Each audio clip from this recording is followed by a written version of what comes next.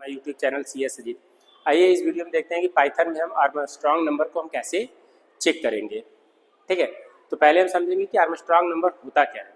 जैसे मान लीजिए कि कोई 3 डिजिट का नंबर है, जैसे 153, ये 3 डिजिट का नंबर है और इसके सिंगल डिजिट्स को जैसे 1 का क्यूब करेंगे प्लस 5 का क्यूब करेंगे प्लस 3 का क्यूब करेंगे और ये क्यूब करने के बाद जैसे 1 का क्यूब किए 1 आ गया, 5 का क्यूब किए 125 और 3 का क्यूब किए 27। ठीक है, अगर इन तीनों को हम ऐड करेंगे तो इन दोनों को ऐड किए तो 126 प्लस 27 को ऐड करेंगे तो ये पूरा आएगा 153। इट मीन्स दैट कि 3 डिजिट का नंबर जिसके सिंगल एंटिटी का हम क्यूब करेंगे और क्यूब का जो आउटपुट आएगा उसको हम ऐड करेंगे, ऐड करने के बाद जो नंबर आएगा ऐसे नंबर को हम लोग बोलते हैं आर्मस्ट्रांग नंबर। देखिए यहाँ पे टॉप पे लिखा भी है, if a 3-digit number is equal to the sum of cubes of its each digit then it is an Armstrong number। तो यहाँ पे देखिए दिया हुआ है कि 100 से 1000 के बीच में कितने आर्मस्ट्रांग नंबर होते हैं, जैसे 153, 370, 371, 407। इस नंबर्स को हम लोग बोलते हैं आर्मस्ट्रांग नंबर। मैं एक बार फिर बता दे रहा हूँ कि जैसे कोई नंबर है, जैसे दिया हुआ है 370, तो 3 का क्यूब करेंगे प्लस 7 का क्यूब करेंगे प्लस 0 का क्यूब करेंगे। ठीक है, तो 3 का जो क्यूब करेंगे 3 3 9 9 3 27, 7 का क्यूब करेंगे 7 7 49, 49 इंटू 7 63 6 28 प्लस 6 343 और 343 में हम 27 को ऐड करेंगे और 0 का क्यूब तो 0 ही होगा, तो ये आपका आएगा 370। ठीक है, मतलब कि कोई 3 डिजिट का नंबर जिसका सिंगल एंटिटी को हम क्यूब करेंगे और जो क्यूब आएगा वो तीनों डिजिट्स को हम ऐड करेंगे, उसके आउटपुट ऐसे नंबर को हम लोग बोलते हैं आर्मस्ट्रांग नंबर। आइए इसको प्रोग्राम में देखते हैं। आर्मस्ट्रांग नंबर चेक करने के लिए नम वेरिएबल है, इंट आपका डेटा टाइप है, इनपुट आपका कीवर्ड है। Enter a 3 digit number, user ने जैसे ही इसको पढ़ा तो नम में उसने दे दिया 153। क्लियर, फिर दिया है सम इक्वल टू 0, सम की वैल्यू कितनी है 0 और नम की वैल्यू किसमें स्टोर करा रहा है टेम्प में, तो टेम्प में नम की वैल्यू तो 153 किसमें स्टोर होगा टेम्प में। अभी तक नम की वैल्यू कितनी थी 153 और यहाँ पे असाइनमेंट ऑपरेटर का यूज हुआ है तो नम की वैल्यू किसमें स्टोर करा दिया टेम्प में। वाइल आपका एक कंडीशनल लूप है, टेम्प इज ग्रेटर देन 0। अब देखिए हम स्टेप बाय स्टेप चलेंगे। ठीक है, टेम्प की value 153 is greater than 0, condition सही है। नीचे आएंगे, digit equal to temp mod by 10।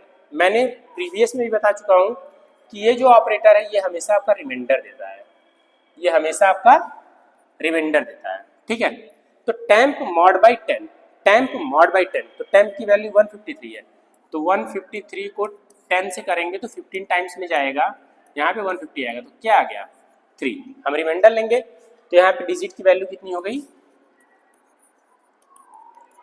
3, digit की वैल्यू हो गई 3। फिर दिया हुआ है सम प्लस इक्वल टू डिजिट के पावर 3। इस ऑपरेटर का यूज होता है एक्सपोनेंट के लिए, पावर के लिए, तो इसको मैंने एक्सपेंड करके लिखा है sum equal to sum plus digit to the power 3। तो डिजिट के पावर 3, तो डिजिट कितना है 3 है, 3 के पावर ये प्लस सम की वैल्यू कितनी है, सम की वैल्यू 0 है तो 0, तो यहाँ पे इसका आउटपुट आएगा 27। तो सम की वैल्यू कितनी हो गई अब न्यू 27। तो देखिए 1 बाई 1 एक निकल गया आपका।